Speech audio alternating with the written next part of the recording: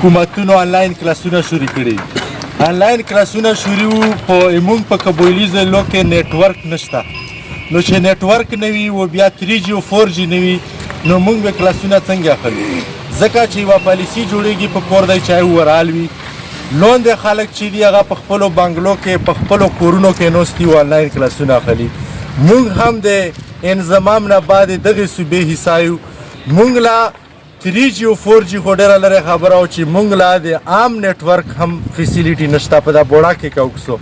نو موږ دا مظاهره په دا بنیادو کو چې موږ بنیادي آنلاین کلاسونو مخالفت نه کوو، خو په دا وجه موږ د آنلاین کلاسونو مخالفت کوو چې موږ قبایلي څومره ځای لري چې انضمام نه بعد دا موږ عیني حق هم دی چې کم شهري لوکو له کم حقوق ملویږي هغه موږ طالب علمانو نه هم ملو شي.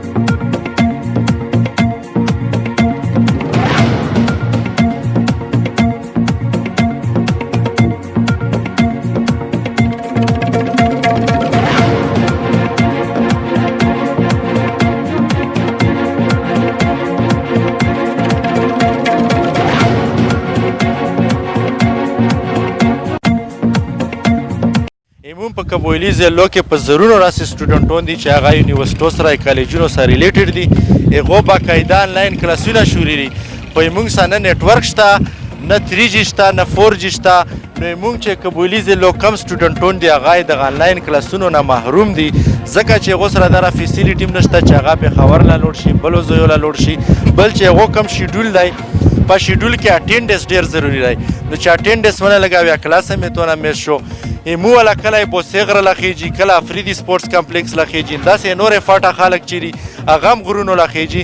نو په غرونو روزانه تاګ رو تاګ دا باندې کلاسونه نشي اخیستل، ونه په دا ذریعه باندې تعلیم حاصلولی شي. موږ دا مطالبه کوو چې موږ لرې نیټورک روکي، ځکه چې دا موږ عیني قانوني حق دی. که چیرې موږ عیني او قانوني حق نه وي مارې یې روکوي، ځکه چې موږ ته هغه شی همیشه غواړو چې هغه په قانون کې وي، په آیین کې وي، ځکه چې موږ هم دغه ملک یو. موږ باقاعده یې چې زم کړو، چې زم یې کړو، اوس موږ له هغه حقوق روکوي چې کومې سیټل ایریا خلکو له ورکوي. آیا هغو له هغه فیسیلیټي شته رایي چې مو سره په 15 غزه کې هلته په سنګو سربان کې وي، خو مو په بوړا کې، مو په وزیرستان کې، مو په کورما کې، مو په بوجاوړو په مومان کې نشته.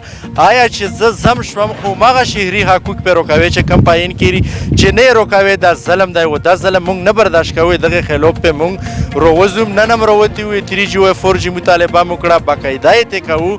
و موږ د سیول حکومت نه هم نه کوو، ځکه چې سیول حکومت په دا کې ناکامه شوی دی. وزیر اعظم پاکستان عمران خان 3 دورې ضلع خبر کړی دی، په 3 دورو کې یې اعلان کړی. وایه 3-4-5 میاشتې کې چې تو په اعلان باندې عمل نه کېږي نو موږ به لازمي د آرمي چیف نه، کور کمانډر نه، DGI نه و SPR نه دا مطالبه کوو چې که موږ د قانوني حق وي، آییني حق وي، دا به موږ له روکې، ځکه چې کم قوم تعلیم نوي تعلیم یې نوي کړی، قوم ترقي نشي کولی. لهذا موږ ترقي غواړو، موږ هم تعلیم غواړو، موږ هم سهولیات غواړو. موږ لرې نیټورک بحال شي، که بحال نه شو کرونا چې کومې سوپیز دي په دا به موږ بالکل عمل نه کوو. موږ به روډونو له هم راوځو و یې فاټه په سطحه به یو اتحاد جوړوو چې په هغه کې موږ مخې مزال وکړو. موږ به دا قانوني و عیني حق